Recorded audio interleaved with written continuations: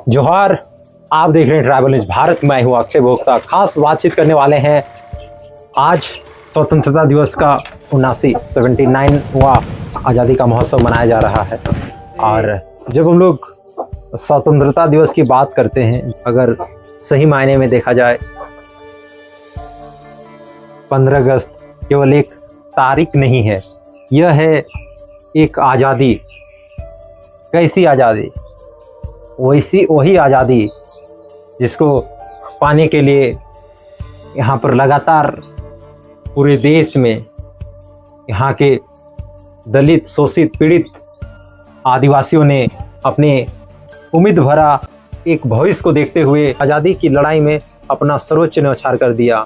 खुले बदन में लड़ा, भूखे पेट में लड़ा, खाली चप्पलों में लड़ा, अंग्रेज़ों से लड़ते हुए, और देश के ही सामंतवादी महाजन, सूदखोर, जमींदार, वैसे दिक्कों से लड़ते हुए कि आने वाला फ्यूचर सुरक्षित हो सके, संरक्षित हो सके। लेकिन वर्तमान में जिस तरीके से अभी भी दलित और आदिवासियों को उनकी जो स्वतंत्रताएं जो छीनी जा रही है, ये बड़ा सवाल खड़ा होता है। ये सवाल खड़ा होता है कि आखिर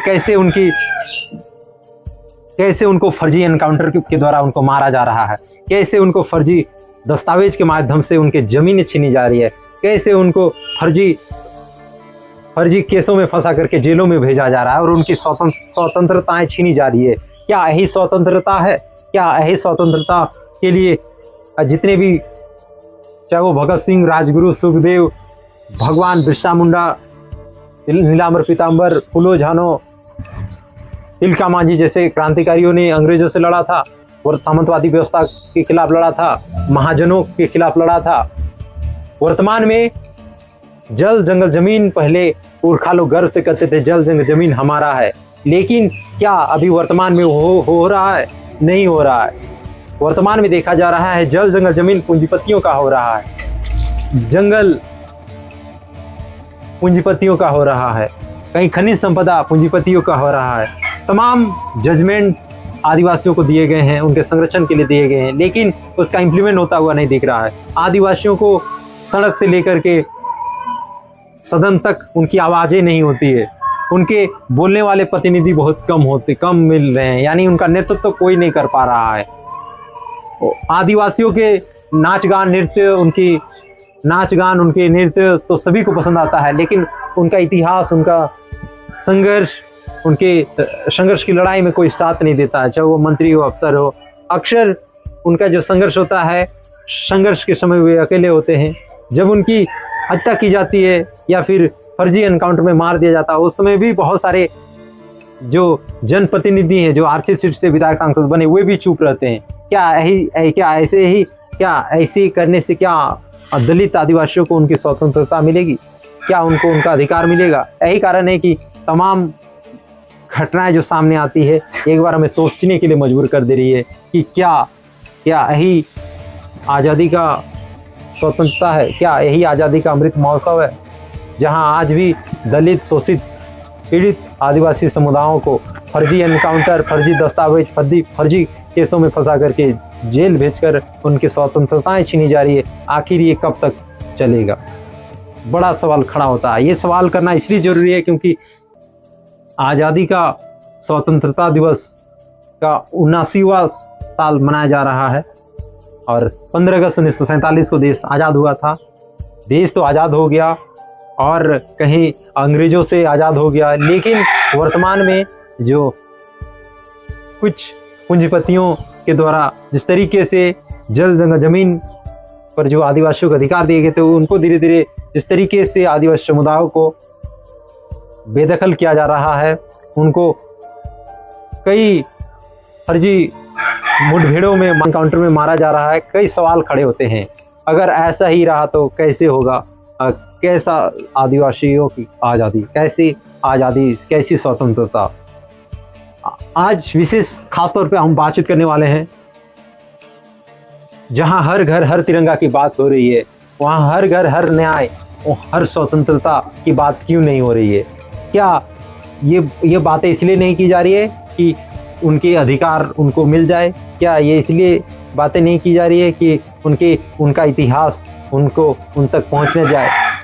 हर घर हर तिरंगा, ये भी बहुत ज़रूरी है, इसमें कोई संदेह नहीं है, ताकि हर कोई एक महसूस कर सके कि हमें बोलने की आज़ादी है, हमें घूमने की आज़ादी है, हमें अपने ज़मीन को बचाने की आज़ादी है, हमें अपनी पहचान को बचाने की आज़ादी है, हमें अपना धर्म, हमें अपने संस्कृति को संरक्षण करते हुए आगे बढ़ने की स्वतंत्रता है।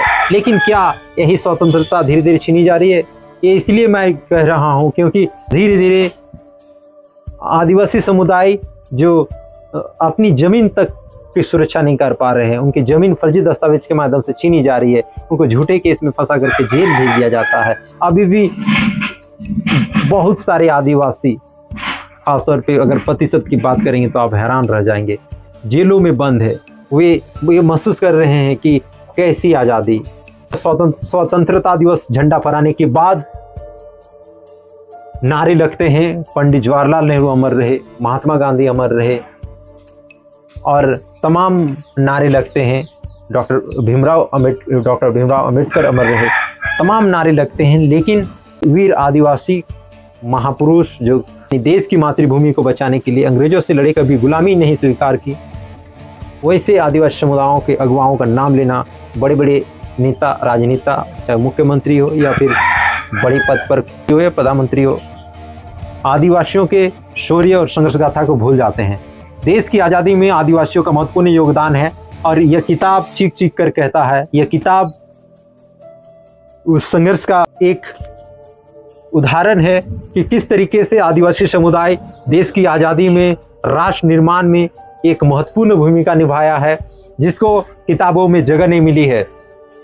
किताबों में केवल कुछ राजनीतिक पार्टियों के भूमिका को बढ़ा चढ़ा करके प्रस्तुत करने की कोशिश किया गया है, लेकिन जो वर्तमान में वास्तविक में जो हकदार थे, जिन्होंने अंग्रेजों से लड़ाई लड़ी, जिन्होंने जल जंगल जमीन को बचाने के लिए लड़ाई लड़ी, जिन्होंने जल जंगल जमीन को आदिवासी खासतौर पे जो समुदाय की जो ज़मीन थी, जो संरक्षित की हुई ज़मीन थी, जो एक अकेला पूंजीपति उसको हड़पने की कोशिश कर रहे थे, उसके खिलाफ लड़ाई लड़ी, उसी को किताब को यहाँ पर दिखाया गया है। और यह किताब आदिवासियों के बलिदान और संघर्ष और शौर्य को दिखाने की कोशिश किया गया है, और वास्तविक इतिहास को टच करने की कोशिश किया गया है कि किस तरीके से पहले भी आदिवासी हक अधिकार के लिए लड़ा करते थे, पूंजीपतियों के खिलाफ, जमींदारों के खिलाफ, महाजनों के खिलाफ आवाज़ बुलंद करते थे। तो उस समय भी अंग्रेज प्रशासन के द्वारा, ब्रिटिश प्रशासन के द्वारा उनको अपराधी बता करके उनको झूठे मामलों में जेल भेज दिया जाता था, ताकि जल जंगल जमीन और संसाधनों पर कब्जा कर सके। ठीक उसी प्रकार की पुनरावृत्ति फिर से करने की कोशिश की जा रही है। वर्तमान में कोई अंग्रेजों के द्वारा नहीं की जा रही है, वर्तमान में कुछ भ्रष्ट अफसर और नेताओं के इशारों पर की जा रही है। इसलिए आज के स्वतंत्रता दिवस पर हमें यह प्रण लेना चाहिए कि जिनकी ज़मीनें जा रही है उनको रोजगार मिले, उनको भूमि अधिग्रहण कानून का इम्प्लीमेंट करते हुए हर प्रक्रिया के अनुरूप उनको योजना का लाभ मिले, ताकि वो विस्थापन का दर्द न झेल पाए, क्योंकि ऐसे तमाम चीज़ें हैं। और ख़ासतौर पे इस किताब की जब हम लोग बात करेंगे तो आज 15 अगस्त है, आज स्वतंत्रता दिवस है, और आज स्वतंत्रता दिवस में इस किताब का जिक्र करना बहुत ज़रूरी है, क्योंकि राष्ट्र निर्माण में आदिवासियों ने महत्वपूर्ण भूमिका निभाया है। आदिवासी समुदाय एक ऐसा कौम है जो अंग्रेज जो है कभी गुलाम नहीं कर पाए। अंग्रेज जो है उनको कभी उनके कोई भी वैसी परंपरा संस्कृति थोप नहीं पाए, इसलिए बाध्य होकर के आदिवासियों के संरक्षण के लिए कई कानून बनाए, ताकि आदिवासियों के ज़मीन, उनका धर्म, उनका संस्कृति बचा रहे। आदिवासियों को विशेष उनको धर्म कॉलम भी दिया गया था, जिसको 1872 में प्रथम जनगणना में एब्रोजिनस, ट्राइबल, प्रिमिटिव ट्राइब्स और कई नाम से उनको उनका धर्म कॉलम के तौर पर चिन्हित किया था।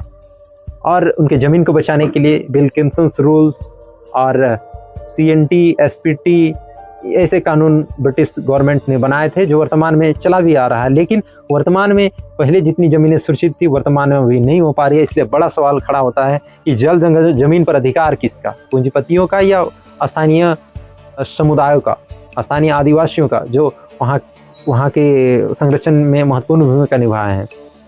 खासतौर पे अभी वर्तमान में आदिवासी समुदायों की जो स्वतंत्रताएं जो छीनी जा रही है, वो बड़ा सवाल खड़ा होता है कि आखिर ये कैसी स्वतंत्रता। जब तक दलित, शोषित, पीड़ित समुदायों को उनका संरक्षण जब तक संरक्षण की नहीं जाती, तब तक आज़ादी का कोई मायने नहीं रहता है।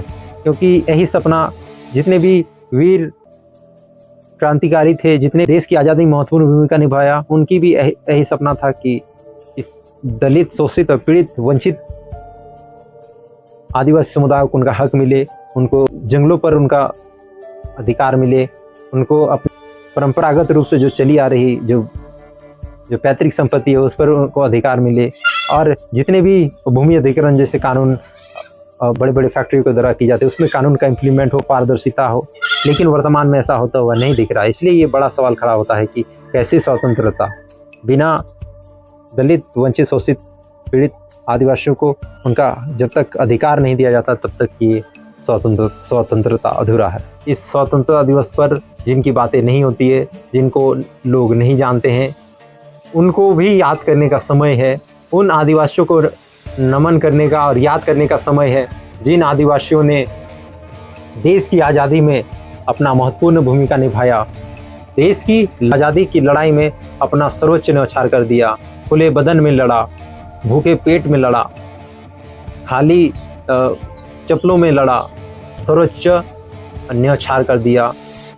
अगर हम क्रांति की बात करेंगे तो पहला आंदोलन करने वाले इस देश के आदिवासी ही थे, जिन्होंने जल जमीन को बचाने के लिए अपना सर्वोच्च न्यौछावर कर दिया। लेकिन उनको इतिहास में जगह नहीं मिला, न ही उनको ऐसे 15 अगस्त जैसे दिन जो स्वतंत्रता का निशानी है, देश की आज़ादी का निशानी है, इस निशानी को अगर याद नहीं करना उनको उपेक्षा करने के बराबर है।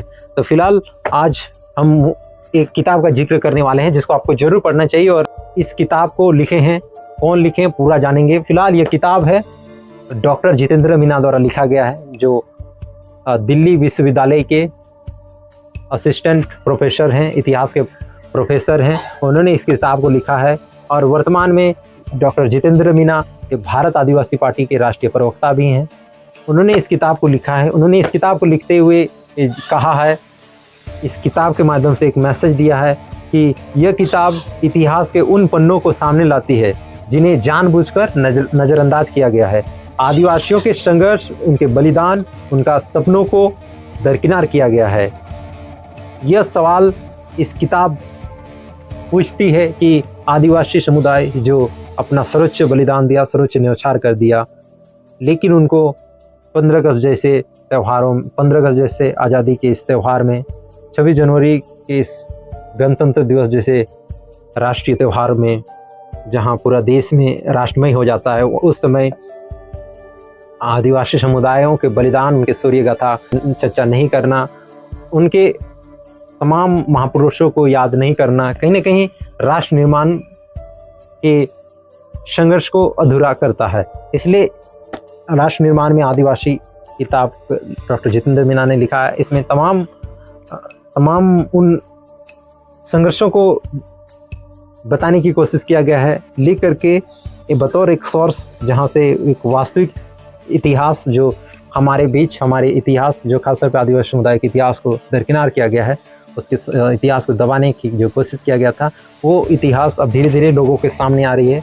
लोग जान रहे हैं कि पहले किस तरीके से आदिवासी समुदाय जो जल जमीन को बचाने के लिए अंग्रेज़ों से लड़ा करते, तब उन्हें उस समय भी किस तरीके से फर्जी मामलों में फर्जी एनकाउंटर करके उनको या तो दफन कर दिया जाता था या फिर जेल में डाल दिया जाता था। ठीक उसी तरीके से किस तरीके से आज़ादी के बाद भी किस तरीके से अभी भी आदिवासी समुदायों को, उनके आंदोलनों को किस तरीके से आपराधिक आंदोलन बना दिया जाता है, उनको नक्सली गतिविधियों में शामिल बता करके उनको जेलों में ठूंस दिया जाता है, किस तरीके से उनको देशद्रोह जैसे मामले में आरोप लगाया जाता है।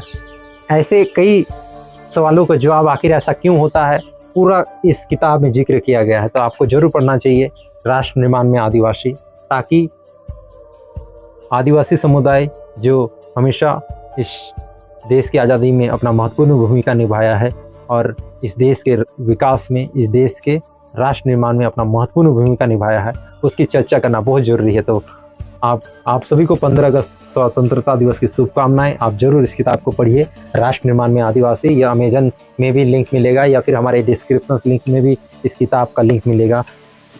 डॉक्टर जितेंद्र मीना जो इतिहास के दिल्ली विश्वविद्यालय के प्रोफेसर हैं, उन्होंने इस किताब को बारीकी से लिखा है। उस इतिहास का जिक्र किया है जिस इतिहास को आपको कभी पढ़ने नहीं दिया गया, उस इतिहास को जिक्र किया गया है जो आपके महापुरुषों, आपके वीर योद्धाओं, जो वीर आदिवासी क्रांतिकारियों, जिनका इस इतिहास के पन्नों में उन दिक्कुओं के कलम जो नहीं चल पाया था, उस कलम को, उस इतिहास को आपको समझ रखने की कोशिश किया गया इस किताब में। तो राष्ट्र निर्माण में आदिवासी इस किताब को आप जरूर पढ़िए। हमारे साथ आइए, मिलिए और जुड़िए और हमारे इस ट्राइबल न्यूज़ भारत का परिवार के सदस्य के रूप में आप जुड़िए, ताकि सबको न्याय, सबको समानता, सबको हक अधिकार मिले और सबको आज़ादी के जो मूल सपने थे, जो मूल स्वतंत्रताएं थी, वो हम सभी महसूस कर पाएँ, हम सभी स्वतंत्र पूर्वक जी सकें, जागरूक कर पाएँ। तो फिलहाल हमारे साथ जुड़े रहने के लिए आपका बहुत बहुत धन्यवाद। जोहार।